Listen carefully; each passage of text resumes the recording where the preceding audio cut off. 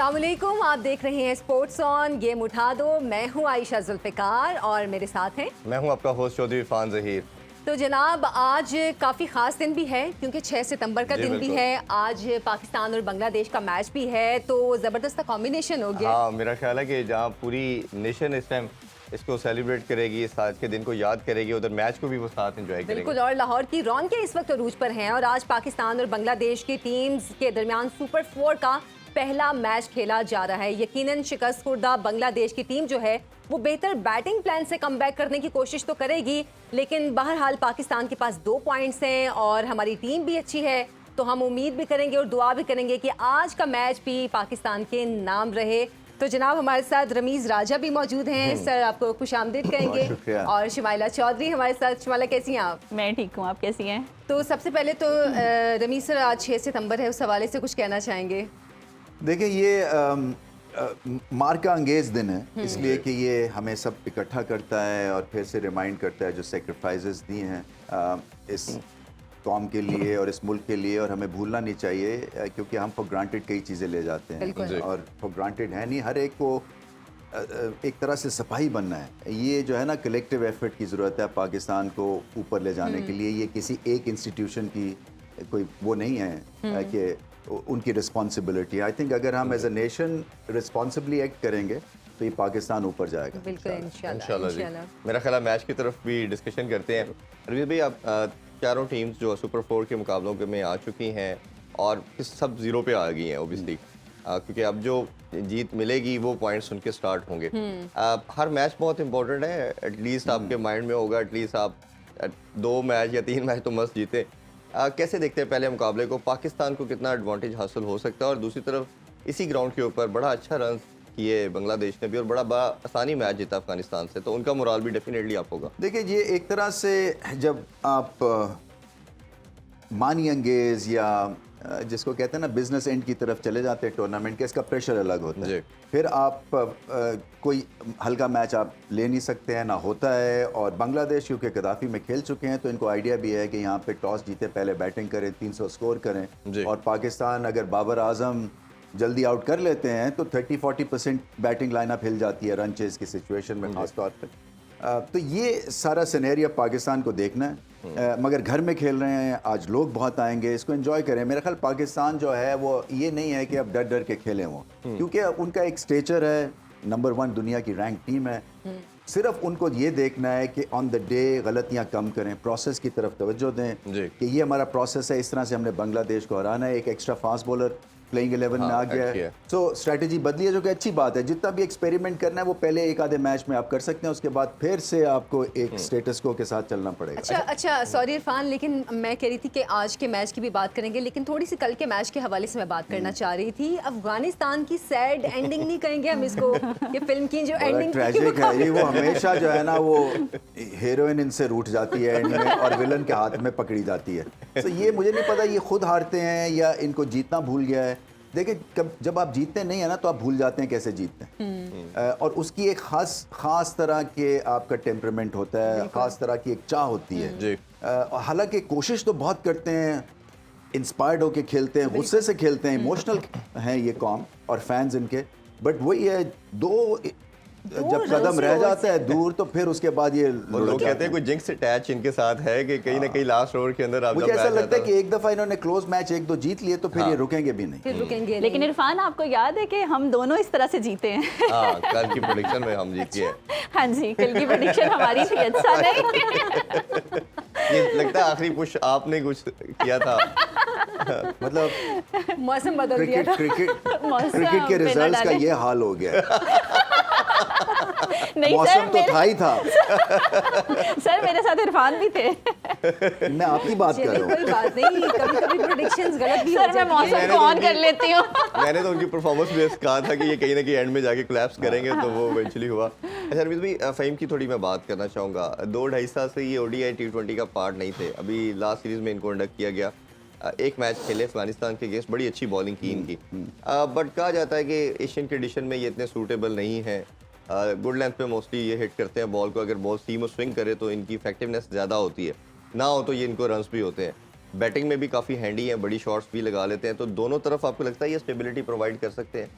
देखिए, एक तो पहले इनका ये देखना है कि मेंटली कितने प्रिपेयर्ड हैं, क्योंकि आप बार बार जब कम करते हैं ना, किसी भी टीम हो, चाहे हॉकी हो, क्रिकेट हो, सो आप जो है ना घबराहट का शिकार हो जाते हैं, क्योंकि आपको नहीं पता कि आप लॉन्ग टर्म एसेट हैं इस टीम के या नहीं हैं।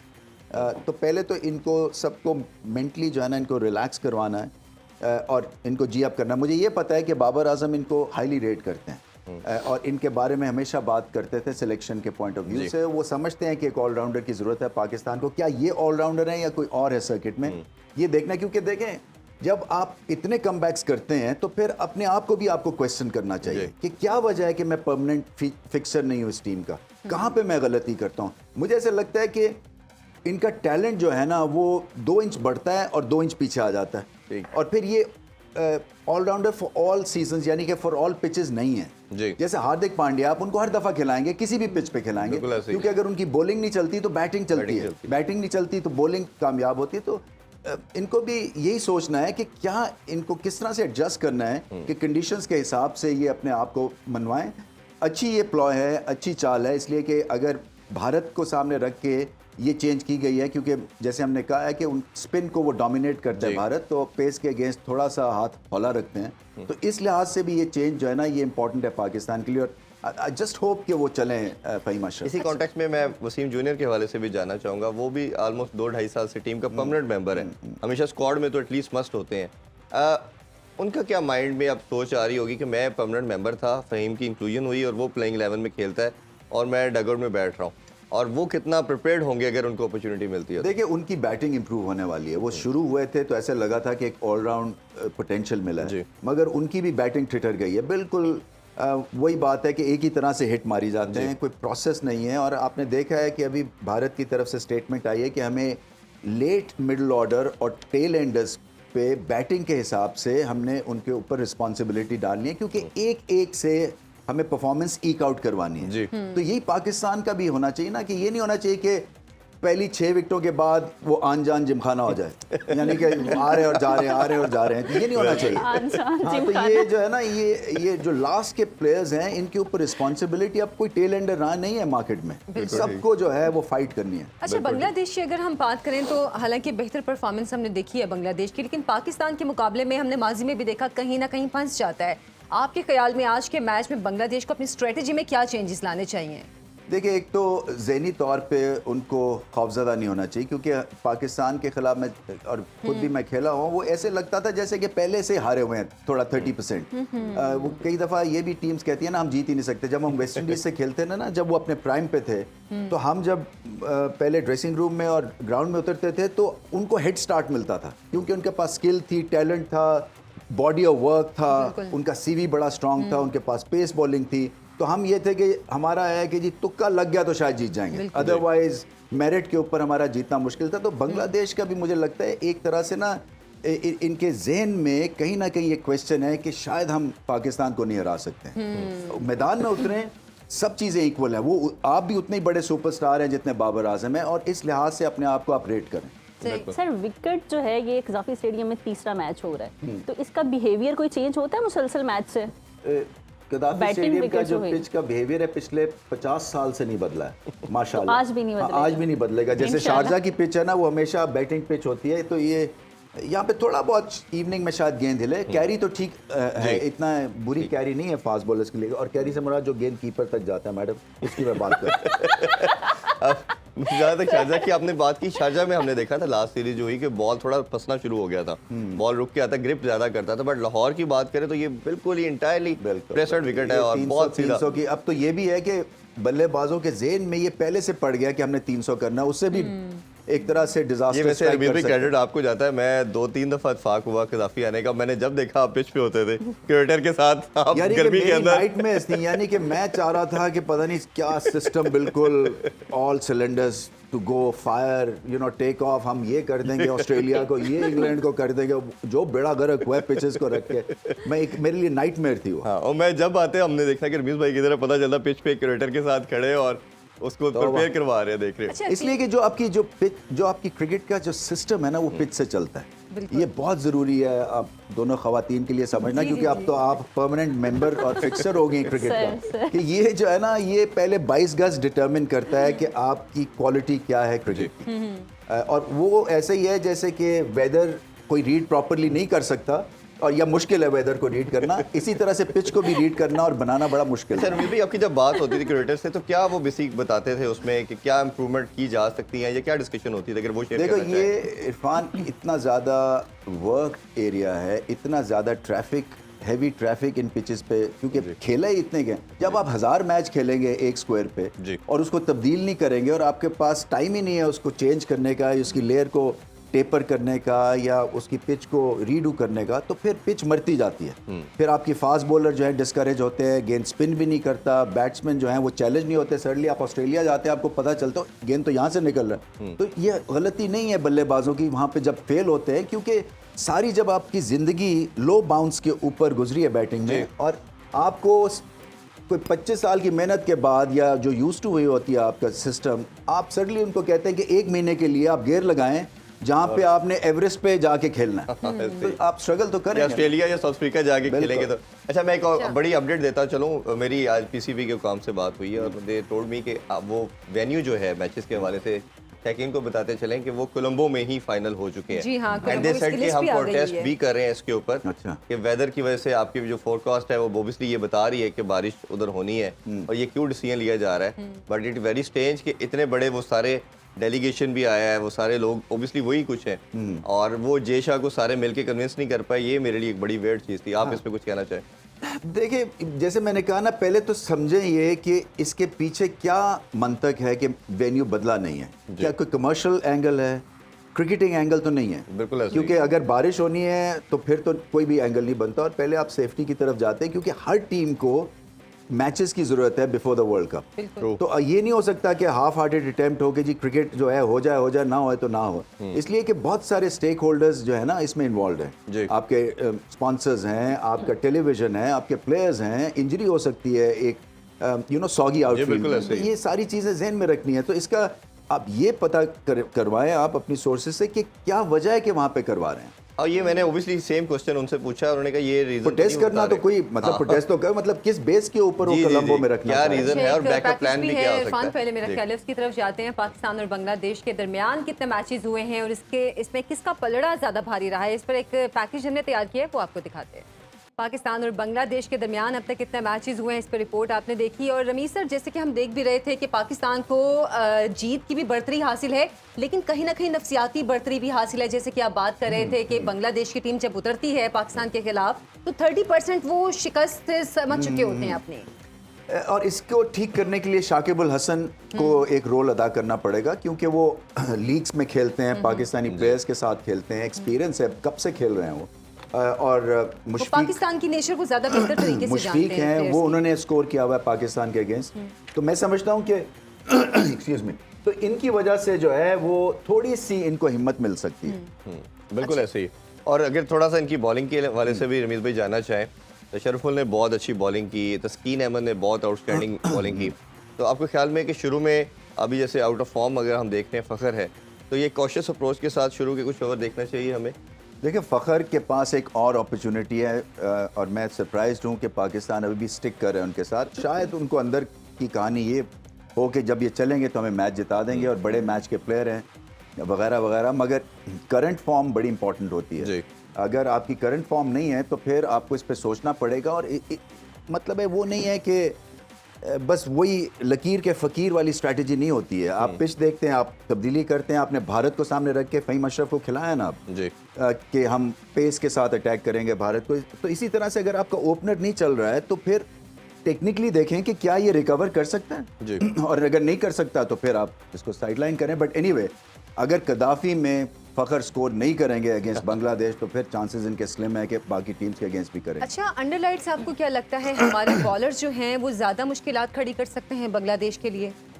गेंद सीम करता है, स्विंग करता है। मैं समझता हूँ कि एडवांटेज होता है पेसर्स को इवनिंग में, अगर ड्यू ना पड़े तो ड्राई रहना चाहिए बॉल, क्योंकि एक दफ़ा जब ड्यू पड़ती है तो गीला हो जाता है। जब गेंद गीला होता है तो फिर स्विंग नहीं करता है या सीम नहीं करता है। देखना है कि कितना इन्होंने घास रखा है विकेट के ऊपर। हालांकि ये टूर्नामेंट तो ACC का है और न्यूट्रल क्यूरेटर्स होते हैं जो कि मैनेज करते हैं पिच को, मगर पाकिस्तान के पास होम एडवांटेज होगा, पिच को सामने रखते हैं, उनको आइडिया होगा कि ये वाली पिच में ज़्यादा जान है हमारे फास्ट बॉलर्स के लिए। सही।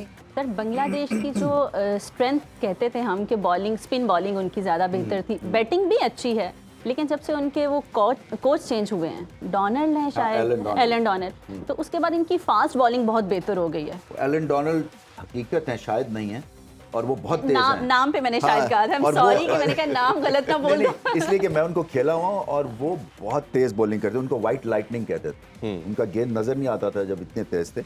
असल में देखिए जो फास्ट बॉलिंग है ना, ये एक एटीट्यूड है कि मैंने, और ऐसा ही होता है कि डेड पिच के ऊपर आपको पता है कि कुछ मिलना नहीं है, और आप ऐसे लगता है कि दीवार से सर टकरा रहे हैं, मगर आप बार बार दीवार से सर टकरा रहे हैं, बिकॉज आप कुछ करने की ख्वाहिश है और एटीट्यूड है कि मैं इतना तेज हूं कि मैं किसी भी पिच से पेस को एक्सट्रैक्ट कर सकता हूं। सो ये जो मेंटालिटी है ना, ये एलन डॉनल के आने से जरूर इम्प्रूव हुई है। तस्कीन अब बाउंसर भी करते हैं, शरफुल की आपने बात की, लेफ्ट आर्म का angle, over the wicket, round the wicket, दोनों यूज करते हैं, उनके बाउंस अच्छा है, एक्शन अच्छा है। मुस्तफीज और अनफिट है, अगर वो भी आ जाए तो ये अच्छा फॉर्मिडेबल फास्ट बॉलिंग अटैक है। अच्छा, थोड़ा सा अगर हम डिस्कशन में देखें तो ऑब्वियसली हमारी बैटिंग लाइनअप बड़ी एक सिस्टमेटिक तरीके से चल रही है, और बैटिंग ऑर्डर को शफल नहीं किया जाता। कल भी हमने बात की थी। आपको कहीं ना कहीं लगता है रमीज़ भाई कि हम जो रिजवान का नंबर है वो सबसे वाइटल है, नंबर 4 पे आना, और हमें ये भी देख रहे हैं कि ऑफ लेट ये स्पिनर के ऊपर थोड़ा सा फंस भी रहे हैं, और इसी तरह सलमान अली आगा भी स्पिनर पे थोड़ा फंसते हैं, पेस अटैक को अच्छा खेल रहे हैं। इसमें कुछ चेंजिंग की जा सकती है बैटिंग ऑर्डर में, या यही आपको लगता है कि ये ठीक है? चेंज, मुझे साउथ शकील पसंद है सब कॉन्टिनेंट कंडीशंस में, और मैं समझता हूँ कि देखें, मेरी एक दफ़ा पाकिस्तान टीम में जगह नहीं बन रही थी, मिडिल ऑर्डर में मैंने शुरू किया।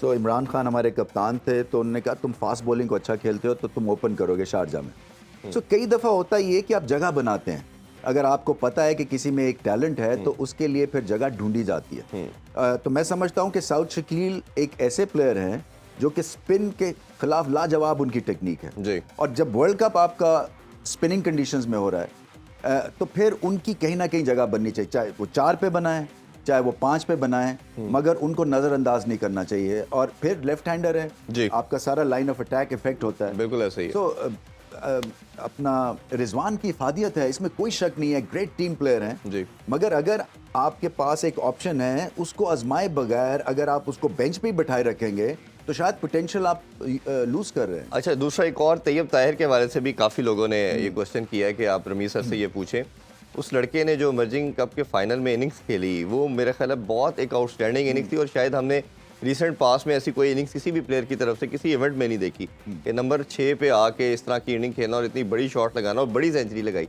तो कहीं ना लगता है आपको कि ऐसे लड़के को भी एक चांस देना चाहिए, डगआउट में बिठाए रखना। अफगानिस्तान के अगेंस्ट आप दे सकते थे उसको चांस कि चलें ट्राई आउट कर लेते, अगर लड़का परफॉर्म करता उसके पास कॉन्फिडेंस होता। एशिया कप की टीम में है जी, उसमें भी है, वर्ल्ड कप में नहीं है शायद, अभी वर्ल्ड कप का तो अनाउंस होगा, बट फिलहाल 17 में तो है। शायद इसमें भी नहीं है, इसमें है सर, इसलिए कि वो इसको साउथ को नहीं डाला था, साउथ को 17 प्लेयर के तौर पे दोबारा ऐड कर लिया था। ठीक है, पोटेंशियल है, इसमें कोई शक नहीं है। कई प्लेयर्स थोड़ा सा और वक्त मांगते हैं डोमेस्टिक लेवल के ऊपर, थोड़ा सा इनको और रिफाइनमेंट आएगी, इनमें थोड़ा और कॉन्फिडेंस आएगा, मगर इनको ऑलरेडी जो है वो इंटरनेशनल क्रिकेट का मजा चखा दिया गया है, शारजा गए थे जी। सो बैटिंग पिच के ऊपर आपकी परफॉर्मेंस बहुत अच्छी थी जो इमर्जिंग कप था, इसमें कोई शक नहीं है। बेसिक इसमें हिटिंग एबिलिटी है, इनका स्ट्रॉन्ग बेस है, बड़ी शॉट लगा सकते हैं और अच्छी ये रिप्लेसमेंट के तौर पे यूज़ हो सकते हैं। शायद इनको एक आधा सीज़न और डोमेस्टिक में खेलना है। हाँ बिल्कुल ऐसे ही है, इनकी परफॉर्मेंस भी बड़ी आउटस्टैंडिंग थी। अभी छोटा सा ब्रेक लेते हैं जी, ब्रेक से वापस आके प्लेइंग 11 और दूसरी चीज़ों के ऊपर डिस्कशन करते हैं। Stay with us.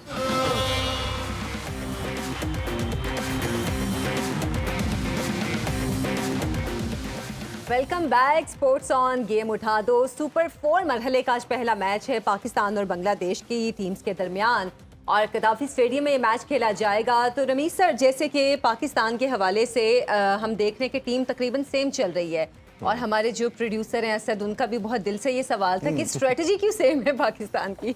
हाँ, मुझे अभी ब्रेक में वो थ्रेट कर रहे थे मैं ट्रांसमिशन बंद कर दूंगा, ये सवाल नहीं किया था।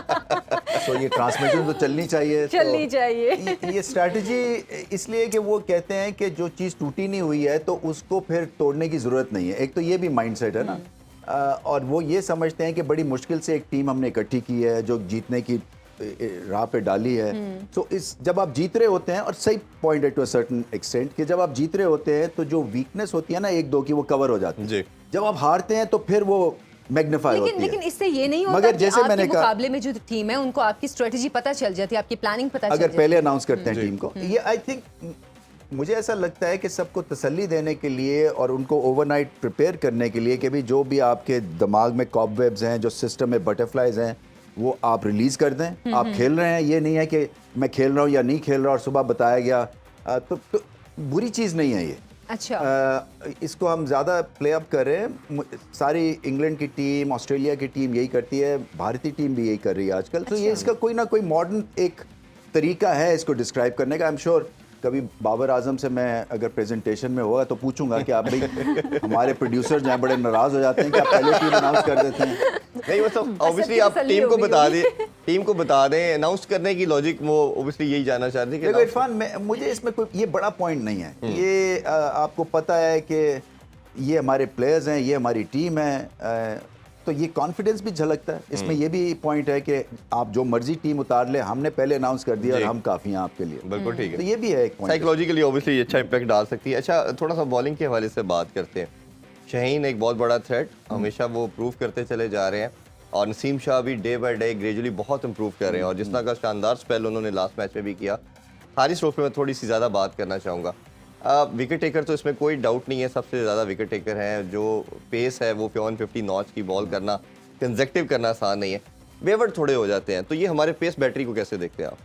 देखिए इन पे काम करना चाहिए। मैं समझता हूँ कि जो बॉलिंग कोच है उनको इनके ऊपर वक्त लगाना चाहिए, क्योंकि माना कि 150 में आप मीडियम पेस वाली लाइन और लेंथ नहीं रख सकते हैं, मगर बैट्समैन के हिसाब से आप एक स्ट्रेटजी बना सकते हैं कि अगर तुमने लूज बॉल भी करना है तो यहाँ पे करना, क्योंकि यहाँ पे प्रोटेक्शन है जी। तो आपको चौके के बजाय सिंगल मिल जाएगी, या डॉट नहीं मिलेगा तो आपको 2 रन मिल जाएंगे। बट ऐसा नहीं होगा कि कंट्रोल ही बिल्कुल चला जाए कप्तान से। कई दफ़ा ये होता है कि नाजुक मरहले पे जब इस तरह की बॉलिंग हो जाती है तो फिर कंट्रोल चला जाता है और कप्तान को इस पर समझ नहीं आती वो करे क्या।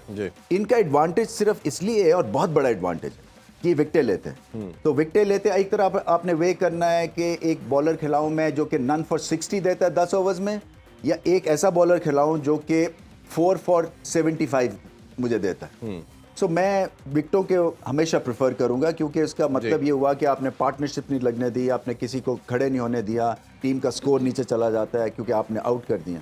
बिल्कुल। अच्छा, नवाज के बाहर बैठने से रमीज़ भाई, और ख़ास तौर पे उनके लास्ट गेम की परफॉर्मेंस के बाद फिर दोबारा से ये डिबेट हमने भी अपने शो में आपसे की थी, बट सोशल मीडिया पे बहुत ज़्यादा ये इन हो चुकी है कि नवाज़ की जगह इमाद वसीम को होना चाहिए, और वो एक बड़ी कमोडिटी है, बड़ा तगड़ा प्लेयर है, मेंटली स्ट्रॉन्ग है, कैप्टन मटीरियल भी उसको तो काफ़ी टाइम कहा गया। तो आप कैसे देखते हैं ये इंक्लूजन होनी चाहिए, और नवाज़ की जगह अगर वो आते हैं तो ऑब्वियसली इतने एकदम से टीम में आना, 2 साल से तो वो भी ओडीआई का पार्ट नहीं रहे। देखिए एक तो ये एक तरह से फनी तो नहीं मैं कहूँगा, बट ये हमेशा डिबेट हो जाती है। जो बाहर होता है ना उसको हम चाहते हैं वो जल्दी से अंदर हो जाए, फिर जब वो अंदर आता है तो कहते हैं जल्दी से बाहर चला जाए। ये ऐसा ही होता है, वो खिलाते हैं फिर वो 2 मैच में नहीं करते तो ये क्यों खिला दिया।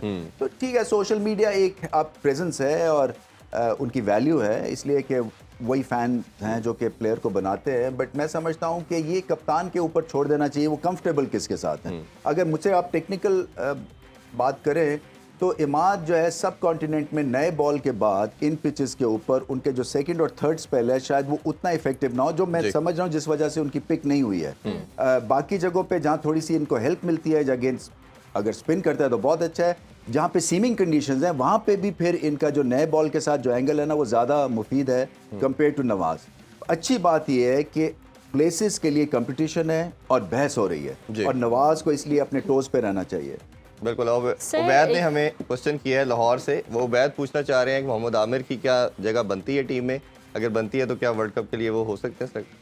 नहीं, मेरा नहीं ख्याल है इस बॉलिंग अटैक में। अब देखें ना, ये मेहनत करके एक सर्किट में लोग खेल रहे हैं, कप्तान उसका माइंड बना हुआ है कि इनके साथ हमने आगे जाना है। सो मुझे नहीं लगता कोई भी और फास्ट बॉलर को आने के लिए ना बहुत बड़ा एक कारनामा अंजाम देना पड़ेगा जी, क्योंकि आपके पास टैलेंट फास्ट बॉलिंग का बहुत और वैसे भी अभी तो उन्होंने रिटायरमेंट भी ली हुई है। वैसे मोहम्मद आमिर का फ्यूचर क्या देखते हैं? मतलब अब क्योंकि बीच में जो एक टाइम उन्होंने फेस किया उसके बाद वापसी तो हुई, लेकिन वो पहले वाला स्पार्क नहीं था उनमें। देखें, ये एक तरह से एक तो कंट्रोवर्शियल हो गए, फिर कंट्रोवर्सी खुद भी मोल लेते हैं क्योंकि कमेंट्स करते हैं रिगार्डिंग आपके ऑफिस बेरर्स हो जाएं, चाहे टीम के हो जाएं, तो ये मुझे नहीं पसंद कभी भी आती। जब आप खेल रहे होते हैं तो फिर आपको फिर खेलना है, बिल्कुल। फिर आपकी परफॉर्मेंस बोलती है, आपके फैंस चाहते हैं कि आप खेलें, मगर उसके बाद 10,000 और एंगल्स लग जाते हैं, वो आपको चाहिए नहीं है क्योंकि ऑलरेडी आप एक तरह से टेंटेड हो जाते हैं, कंट्रोवर्शियल हो जाते हैं, उसके बाद तो फिर आपको फूक फूक के कदम लेना है। बिल्कुल ऐसे ही है। तो ये सिचुएशन। थोड़ा सा मैं पर्सनली जानना चाहूँगा आपसे हसन अली के हवाले से। हसन अली जब इंजरी के बाद वापस आए, साउथ अफ्रीका के गेस्ट सीरीज़ में मैन ऑफ सीरीज़ भी रहे और बड़ी शानदार किस्म की बॉलिंग की, बट एकदम से हमने देखा कि उनका पेस भी ड्रॉप हो गया, सीम और स्विंग भी ख़त्म हो गई, और ख़ास तौर पे जो उनकी यूनिकनेस थी मिड ओवर में आके 20 से 30 ओवर के अंदर आके जो विकेट्स लेते थे, वो पाकिस्तान की विक्ट्रीज में बहुत बड़ा रोल था। अब जो भी तक हमारा मिसिंग पार्ट है, तो फिर जब भी उनको अपॉर्चुनिटी मिली टेस्ट मैचेस में या हमने देखा T20 भी 1-2 खेले, वो चीज़ नज़र नहीं आई। आज 2 के काउंटी में उन्होंने कुछ आउट किए, तो हसन अली को कैसे देखते हैं आप? देखिए, कईयों का रोल डिफाइंड भी होना चाहिए। मैं समझता हूँ कि मिडल ऑफ द इनिंग्स आके आपने क्या करना है, आपने रन्स रोकने हैं या आपने विकेट लेनी है। कई दफ़ा कंफ्यूजन में सिचुएशन को सामने रखते हुए आपसे वो रोल अदा करवाया जाता है जिसके लिए आप तैयार नहीं होते। सो अगर आपका यूएसपी है कि आपने आउट करना है, तो फिर आपने आउट करना है। फिर जैसे हारिस रऊफ है, फिर मार पड़ेगी तो लिव विद इट, वो कुछ नहीं आप कर सकते हैं। तो हसन अली का भी मुझे कई दफ़ा लगता है कि थोड़ा सा कंफ्यूजन होता है कि क्या ये स्ट्राइक बॉलर हैं या क्या ये रन्स रोकने वाले बॉलर हैं। बिल्कुल। और उनको भी खुद डिफाइन ये करना है। पाकिस्तान का मसला यही है कि हमारी फास्ट बॉलिंग जो है ना, वो एग्रेसिव मोड में दुनिया की बेहतरीन बॉलिंग है। डिफेंसिव मोड में हम उतने अच्छे नहीं हैं, जहाँ पे आपको 6 बॉल एक जगह पे कराने हैं और रिदम को किल करने के लिए डॉट्स कराने हैं, हम शायद उतने अच्छे नहीं हैं जितनी बाकी मुल्क हैं। या दोनों तरह से जो एग्रेसिव और डिफेंसिव मोड में खेलते हैं कुछ बॉलिंग टीम्स, वैसी अभी तक हमारी टीम नहीं है। अच्छा बीबी, ये मैं जनरली आपसे जानना चाहूँगा, एक 80s या 90s में खासतौर पे after becoming the world champion एक एग्रेसिव अप्रोच पाकिस्तान की थी, और 90s का पूरा एरा, 20s का भी हम फर्स्ट पार्ट कह सकते हैं, हम इनोवेशन लेके आते थे और हर चीज़ में हम लीड करते थे। चाहे सकलैन के दूसरे की बात करें, अफरीदी की तेज सेंचुरी की बात करें, पेस की स्विंग की बात करें, मतलब हर पार्ट पे आप देखेंगे तो हम लीड कर रहे थे। बट एक स्टैग्नेंट सा हो गया हमारा मामला कोई 10-15 साल से, कोई डिफरेंट चीज़ें हमारी तरफ से नहीं आ रही, एक सर्टन सिमेट्री से चीज़ें चलती हैं और उसी तरह हम कैरी फॉरवर्ड करते हैं। तो इसकी क्या रीज़न है? नहीं, हम थोड़ा सा ज़्यादती करते हैं अपने प्लेयर्स के साथ। इन लोगों ने बड़ी मेहनत करके यहाँ पे मुकाम, अब बाबर आजम की बात होती है सारी दुनिया में होती है, इसी तरह से शाहीन अफरीदी की बात होती है सारी दुनिया में होती है, हारिस रऊफ जो है वो लीग्स के फेवरेट हैं, स्माइल रखते हैं, गेम के लिए बेहतरीन। ऐसा है, हमें एक इंडिविजुअल चाहिए जो कि गैलरी के लिए भी खेलता है, जो कि पैशनेट है, आउट करके आपको पता चलता है how much he wanted it. इसी तरह से जो आपकी जो सिर्फ हमारा जो प्रॉब्लम है वो मिडल ऑर्डर है और स्पिन बॉलिंग है। स्पिन बॉलिंग में शादाब हैं, और शादाब जो हैं वो भी अंडर वैल्यूड हैं। आई थिंक उनको भी हम ज़्यादा रिस्पेक्ट नहीं देते हैं। ठीक है, भारत बहुत अच्छा स्पिन को खेलता है, बट बाकियों के खिलाफ उनका रिकॉर्ड बहुत अच्छा है। अच्छा, अभी आप बात कर रहे थे हसन अली के हवाले से कि हसन अली को पहले तो ये देखना है कि वो रन रोकने वाले हैं या रन रोकने वाली बॉलिंग और आउट करने वाली बॉलिंग, इसमें डिफरेंस क्या है? सो ये अच्छा सवाल है आपका। कई दफ़ा हम क्रिकेटर्स जो है ना, वो ऐसी चीज़ें जल्दी से एक्सप्लेन कर जाते हैं कि आम फैंस को, पब्लिक को आइडिया नहीं होता। देखें, इसकी पहले तो एक मेंटालिटी होती है कि आप में इतनी अहलियत है कि एक ही जगह पे आप बॉल करेंगे और फिर आप रन्स नहीं खाएंगे। सो आपका एक डीएनए उस तरह से वाइड होता है। सही।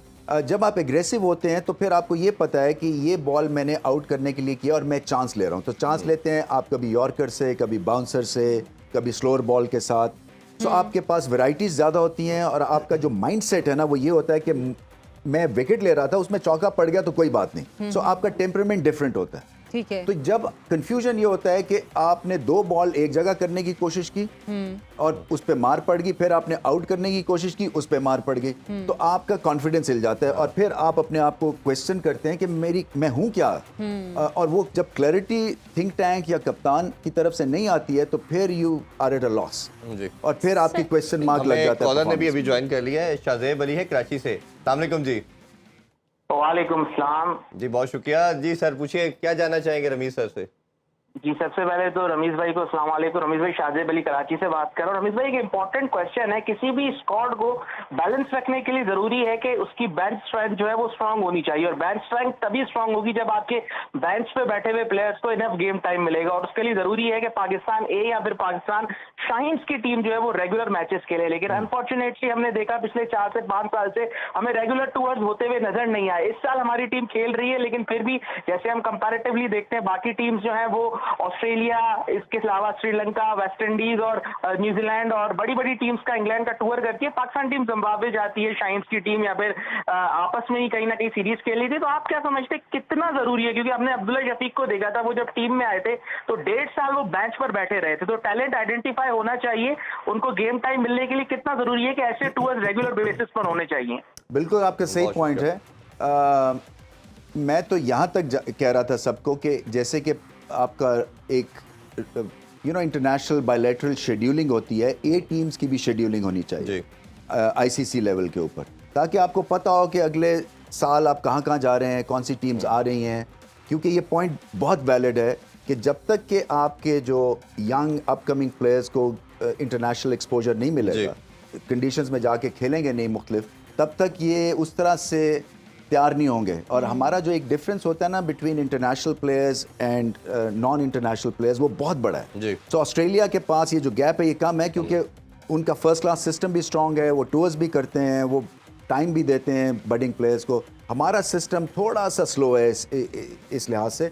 मगर अगर आप बायलैटरली 8 टीम्स के टूर्स का शेड्यूल अगले 5 साल का अनाउंस कर दें तो ये भी मसला हल हो जाएगा। अच्छा, इसमें बड़ा इंपॉर्टेंट, मैं रमीज भाई एक और मेरे माइंड में क्वेश्चन आया, कई ऐसे ऑफ लेट में हमने लड़कों को सिलेक्ट किया जिसमें मैं 3-4 नाम लेना चाहूँगा। सबसे पहले कामरान गुलाम, उसने 37 साल का रिकॉर्ड ब्रेक किया, हाईएस्ट रन गेटर था 2-3 साल, टीम में आया 2 साल वो डगआउट में बैठा रहा, चांस नहीं दिया गया।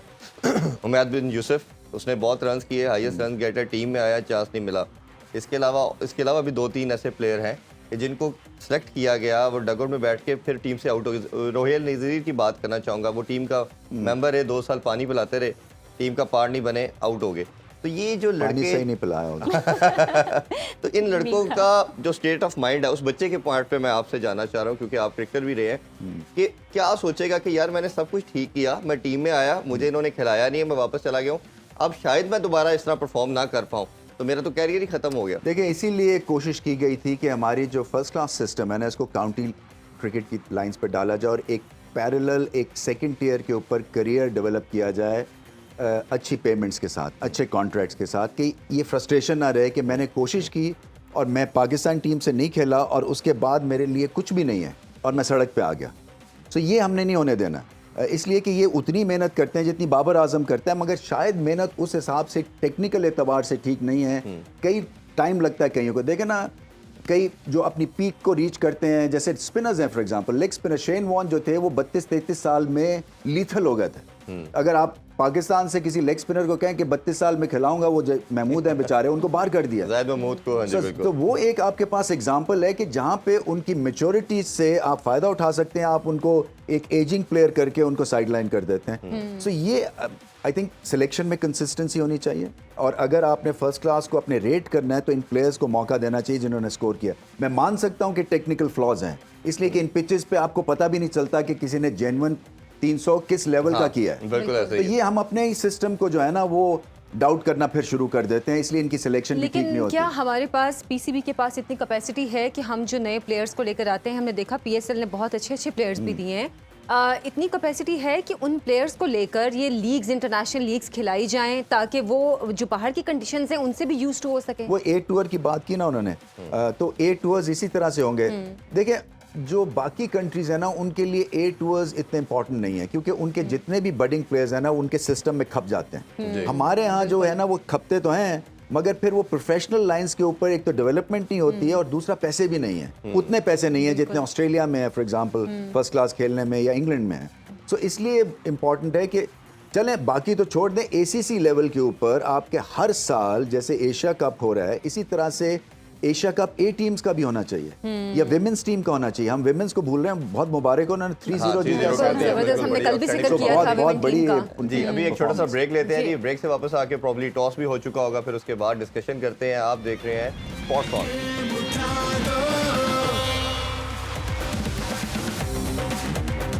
वेलकम बैक जनाब। सुपर 4 मरहले का आज पहला मैच है और बांग्लादेश ने टॉस जीतकर बैटिंग का फैसला किया है। तो रमीज सर, इस डिसीजन को आप कैसे देख रहे हैं? वैसे बाबर आजम की स्माइल मुझे बहुत गहरी लग रही थी। उनको जो है ना वो दिख रही है खीर। अच्छा। ये पिच नहीं दिख रही, उनको खीर दिख रही है और उनको पता है कि आज वो रिकॉर्ड तोड़ देंगे। हाँ, 1 सेंचुरी दूर है वो ऑल टाइम पाकिस्तान के रिकॉर्ड से और बहुत बड़ी अचीवमेंट होगी। देखिए ये, हालांकि मैं स्टैट्स में ज़्यादा बिलीव नहीं करता क्योंकि मैं उस एरा में खेला था जहाँ जीतना जो था ना, जीतने के स्टैट्स इंपॉर्टेंट थे पाकिस्तान टीम में। बट अब माहौल थोड़ा सा बदल गया और क्योंकि फिर विराट कोहली वर्सेस बाबर आजम एक डिबेट है और इनके लिए ये थोड़ा सा मुश्किल है कि ये कम मैचेस खेले हुए हैं ओडीआई के, हम कम क्रिकेट खेलते हैं compare to Indians. But anyway ये बहुत बड़ा इनके पास आज मौका है इस पिच के ऊपर सेंचुरी लगाने का। और दूसरी तरफ रमीज भाई, बाबर ने भी यही कहा अगर हम टॉस जीतते तो ऑब्वियसली हम भी पहले बैटिंग करते और बड़ा टोटल लगाते। तो ये माइंडसेट मेरा ख्याल हमने रिसेंट पास में बड़ा अच्छा चेस भी किया है। चाहे ऑस्ट्रेलिया की सीरीज में बात करें,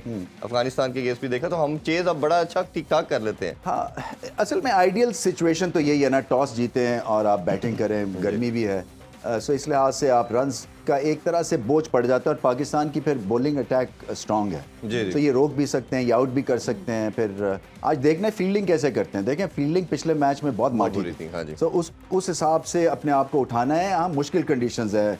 असल में होता क्या है कि जो एक क्रिकेटर है ना, मुझे कई लोग कहते हैं कि मैं अब क्रिकेट क्यों नहीं खेलता हूँ, यू नो, तो बेनिफिट मैच भी नहीं खेलता कोई इस तरह। एक क्रिकेटर को ना एक माहौल चाहिए होता है टू परफॉर्म, एरिना चाहिए होता है। सो क्राउड्स जब आप नहीं आते तो फिर आपकी परफॉर्मेंस नीचे चली जाती है, गर्मी होती है आपकी परफॉर्मेंस नीचे चली जाती है क्योंकि आपने इतने अच्छे टाइम्स देखे होते हैं, आप समझते हैं कि मैं ये यहाँ क्या कर रहा हूँ। सो इस लिहाज से अपने आप को उठाना है पाकिस्तान टीम ने, क्योंकि ये गर्मी है, ह्यूमिडिटी है, शायद लोग तो आएंगे मगर फिर भी कम आएंगे। लेकिन पाकिस्तान अपने होम ग्राउंड पे इस तरह की कंडीशंस में भी खेलता तो रहा है और बांग्लादेश का भी मौसम कुछ इतना मुख्तलिफ तो नहीं है। नहीं, मैं ये कह रहा हूँ कि इस कोई एक्सक्यूज नहीं है, मगर मैं कह रहा हूँ ना कि अपने आप को उठाने के लिए ना, जब आप अच्छी जगहों पे खेल के आते हैं और अच्छे सीजन में खेला होता है, ये आपको एक चोर लगता है, जैसे कि मुझे बहुत मेहनत अपने आप से लड़ना पड़ता है। मगर क्रिकेट यही है। अब जैसे यूएस ओपन अभी इस वक्त न्यूयॉर्क में हो रहा है तो वहाँ गर्मी है इवनिंग में, तो वो उस हिसाब से वो ट्रेन करते हैं टेनिस के प्लेयर्स। ये नहीं है कि वो खेलना बंद कर देते हैं। तो आपको हर सिचुएशन के हिसाब से जो है वो खड़े होना है। बिल्कुल, और एथलीट का तो बनता ही है। तो फिर बॉलिंग स्ट्रेटेजी क्या होनी चाहिए कि लास्ट टाइम की तरह पार्टनरशिप ना बनने दें?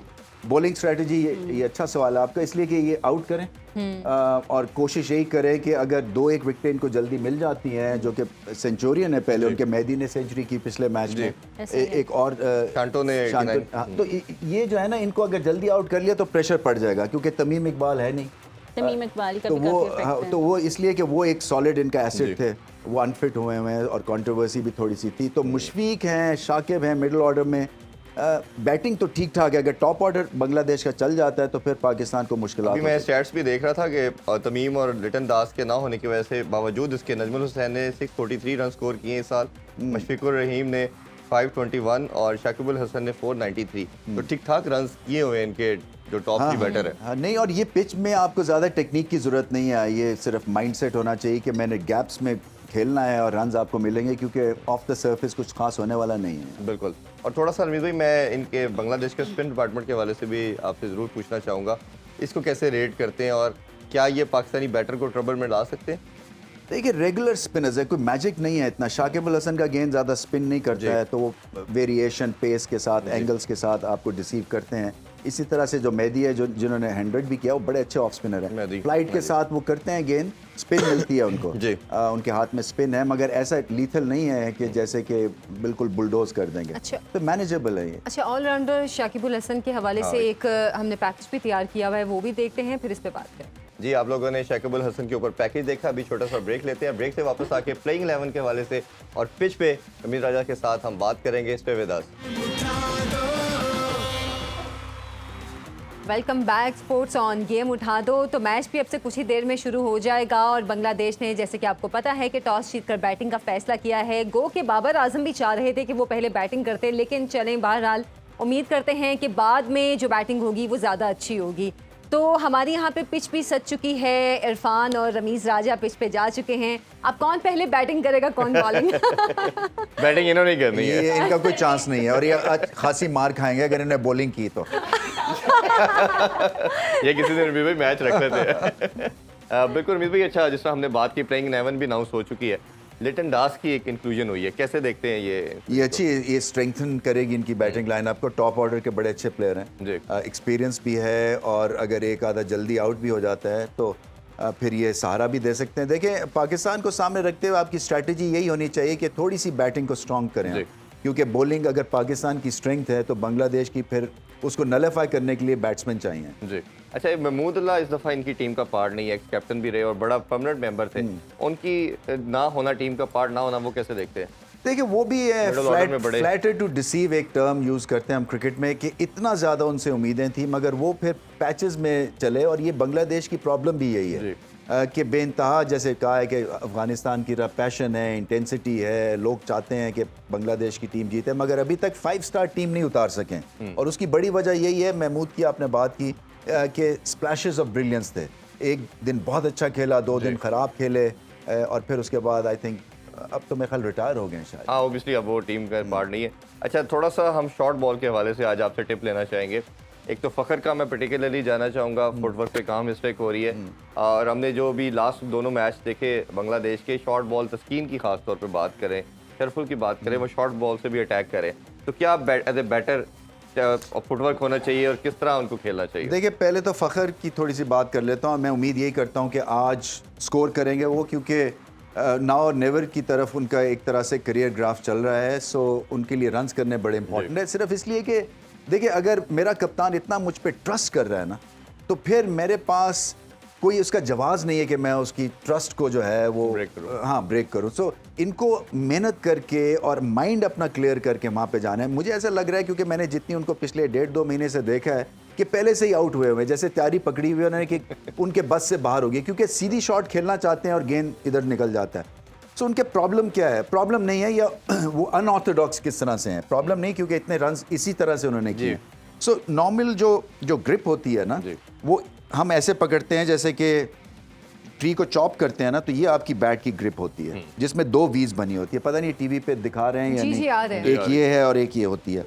अच्छा, वो उनकी जो ग्रिप है, जो बॉटम हैंड की है, वो ऐसे हो जाती है, वैसे हो जाती है। सो वो इस ग्रिप के साथ फिर आप सीधा खेलना बड़ा मुश्किल हो जाता है। फिर आप यही शॉट खेल सकते हैं, कट शॉट जो खेलते हैं, या ये वाली शॉट, क्योंकि ये ग्रिप जो है ना आपको अलाउ नहीं करती है कि आप सीधा खेले या थ्रू दी ऑफ साइड खेले। इसका मतलब वो प्री मेडिटेटेड, पहले ही प्लान किया होता कि मैंने यहाँ तो नहीं, कट मारनी है। प्लान नहीं किया होता। उनकी जो ग्रिप है और जिस तरह से बैट का एंगल आता है, इधर से आता है और इधर जाता है, तो वो लेग साइड ही वो फेवर करेंगे, इररिस्पेक्टिव कि वो चाहें या ना चाहें। इसलिए ये ऑफ साइड का एरिया सारा खाली उनका छोड़ के और लेग साइड पे इनको अटैक मतलब है फील्ड रख सकते हैं। और दूसरा ये कि जो भी गेंद आउटसाइड दी ऑफ स्टंप होगा, इनकी रीच वहां तक जाएगी नहीं, क्योंकि तिरछे बल्ले के साथ खेलते हैं ये, और फिर खड़े रहते हैं अपनी जगह पे, उसके बाद फिर यहाँ से खेलते हैं बॉडी से अवे। सो ये परफेक्ट बैटिंग कंडीशंस हैं। अगर यहाँ स्कोर नहीं किया तो फिर ये कहीं नहीं कर सकेंगे। बिल्कुल। उज़ैई का मैं कल भी आपसे बात कर रहा था कि समहाउ उसका भी यही प्रॉब्लम था कि वो हर बॉल को लेग की तरफ खेलता था, वो एक्सपोज। अच्छा, आपने दूसरी बात की बाउंसर की। देखें, इस पिच पे बाउंसर सबसे इफेक्टिव आपका मोड ऑफ अटैक हो सकता है, क्योंकि एज अ बैटर मैं इस पिच के ऊपर पहले से फॉरवर्ड फ्रंट फुट पे रहूंगा, क्योंकि मुझे पता है कि पिच में कुछ है नहीं, ना तेज है इन्हें, ये साइडवेज मूवमेंट होगी। सो मैं पहले से एक एग्रेसिव पोस्चर हो जाता है। सो फ्रंट फुट पे आप जाते हैं तो आप ज़्यादा फिर अटैकिंग मोड में चले जाते हैं। यहाँ पे फिर बाउंसर जो है ना, वो आपको एक तरह से रॉन्ग फुट कर देता है, और फिर आप क्योंकि आपने फील्डर्स रखे होते हैं, अटेम्प्ट करते हैं, क्योंकि स्लो आता है, या आप देखते हैं बॉल को पुल शॉट खेलते हैं, आउट होने के भी चांसेस हैं। हाँ, चौका छक्का लगने के भी हैं, मगर ये आपकी एक तरह से आर्मरी में ये बैक ऑफ द माइंड ये बॉल होना ही होना है। अगर आप बांग्लादेश के बॉलर्स हैं और तस्कीन के पास स्पीड है, शरफुल का लेफ्ट आर्म का एंगल है, अगर आपको मूवमेंट नहीं मिलती है तो फिर बाउंसर जो है वो गो टू बॉल हो सकता है। और आजकल हमने रवि भाई देखा कि स्लो बाउंसर का बहुत ज़्यादा ऐसी पिचेस पे खासतौर पे बहुत कॉन्सेप्ट आ गया कि स्लो बाउंसर किया जाता है, जिसपे बैट्समैन रिसीव होता है, आप शॉट मारते हो, हुक या पुल मारते हो, ऊपर खड़ा हो जाता है बॉल और वो कैच होता है। तो उसको कैटर करने के लिए एज ए बैटर क्या वेट करना चाहिए, क्या टेक्निक होनी चाहिए? मेरे ख्याल से लेट, एक तो पोजीशन आप लेट लें, क्योंकि जहां पे आपने स्लॉगिंग के लिए पहले से इधर आ गए या पहले से उधर चले गए, तो आप हेड स्टार्ट दे रहे हैं बॉलर को। सो जो अच्छे हिटर्स हैं वो खड़े रहते हैं और फिर एंड में फिर अपने हिटिंग एरिया जो है वो मार्क करते हैं। स्लोअर बाउंसर जो है वो उसके लिए तैयार तो होना ही है। आपको पता है कि ग्रिप पे आप नजर रखते हैं बॉलर की, हाँ, वो इस कि तरह। अगर उसकी स्प्रेड फिंगर के साथ जी, बॉल आ कर रहा रहा है या back of the hand bouncer करता है या ऑफ कटर का बाउंसर करता है, ये ऐसी चीजें हैं जो कि मैंने कभी बैटिंग में एक्सपीरियंस नहीं की थी। एक स्टीव वो होते थे जो चेंज ऑफ पेस करते थे और वो मुश्किल उस वक्त दिखते थे क्योंकि आपकी फ्लो को ना एकदम से वो Break डिसरप्ट कर देते थे। तो ये आजकल तो खैर इन बैटर्स के लिए आसान है और ये स्कोरिंग अपॉर्चुनिटी। अच्छा, आप फील्ड पाकिस्तान देख के ने- भी आप अंदाजा लगा सकते हैं, अगर फाइन लेग और थर्ड मैन अंदर है हाँ। तो आपको पता है कि फिर स्लोअर बॉल होगा। अच्छा, क्योंकि पाकिस्तान ने बांग्लादेश के साथ भी खेले, अफगानिस्तान के साथ भी अब तो काफ़ी खेली है। आपके ख्याल में पाकिस्तान के लिए ज़्यादा मुश्किल टीम बांग्लादेश है या अफगानिस्तान, और इन दोनों टीमों को आप आपस में कंपैरिजन कैसे करते हैं?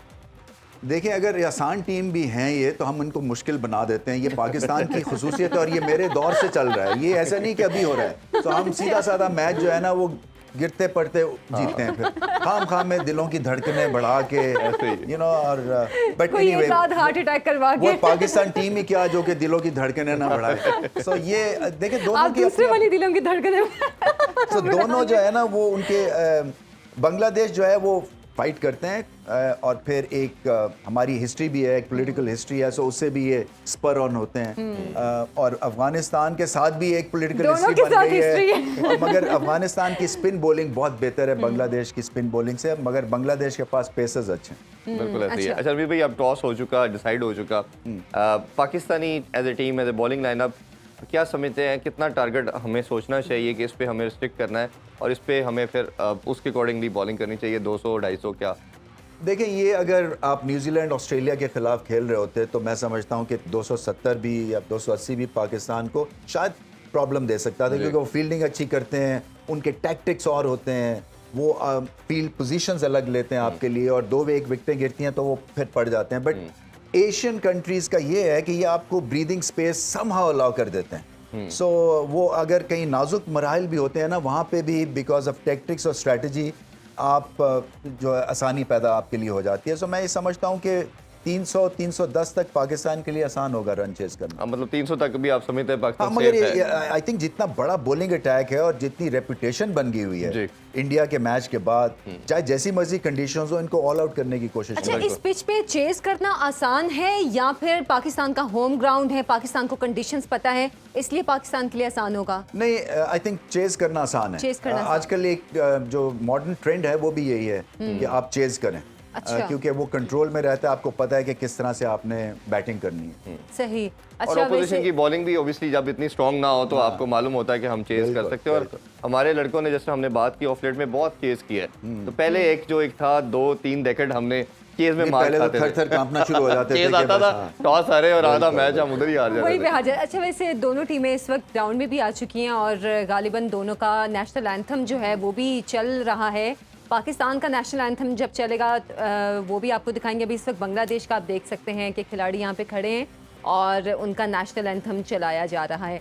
और मुझे अभी तक पहले शो से लेकर अब तक आपकी वो बात याद है कि ये इतना इमोशनल मोमेंट होता है कि यकीनन यहाँ पर जब जो भी टीमों के लोग होते हैं या फैंस होते हैं वो उसको फॉलो करते हैं, उसको पसंद करते हैं इस मोमेंट को। बिल्कुल तो- बिल्कुल, ये बहुत बड़ी एक तरह से यू हैव अराइव्ड वाला मोमेंट है स्पोर्ट्समैन के लिए। बिल्कुल। क्योंकि इससे ज्यादा तो आपको लिफ्ट नहीं मिलती है, इमोशनल लिफ्ट है। अच्छा, वो चाहे क्रिकेट हो या कोई कोई भी दूसरी sport। गेम है, बिल्कुल। हमने देखा पाकिस्तान है का कि भी जब national पाकिस्तान का anthem नेशनल play होना एंथम शुरू हो चलता गया। है, ये बड़ी फख्र की हमारे लिए बात होती है। अच्छा जी, साया खुदाए जुलजलाल, तो जनाब एंथम तो चल चुके हैं, अब गेम शुरू होगी और क्या पाकिस्तान इस वक्त चेस कर पाएगा या नहीं? ये कहना तो नहीं चाहिए कि नहीं, लेकिन बहरहाल हम दुआ करते हैं। प्रेडिक्शन ले कर लेते हैं रवीश भाई। Prediction, हाँ, क्या prediction। प्रेडिक्शन? मुझे लगता है टाइट मैच होगा, बट पाकिस्तान टू विन। या इंशाल्लाह I will go for Pakistan इंशाल्लाह as well। पाकिस्तान। शुमाइरा, पाकिस्तान आज बांग्लादेश तो नहीं। आज मौसम पाकिस्तान का पूछ लें इनसे। मौसम गर्म एंड खुश्क है। लेकिन खेल के चलिए लिए फिर बहुत भी अच्छा उम्मीद है। करते हैं हम कि बारिश का कोई इंशाल्लाह इम्कान पाकिस्तान नहीं। अच्छा चेस करे और पाकिस्तान ये मैच जीते। सुपर 4 का आज पहला मैच है पाकिस्तान और बांग्लादेश के दरमियान और हमारी ट्रांसमिशन आगे भी जारी रहेगी। अभी तक के लिए हमें इजाजत दें।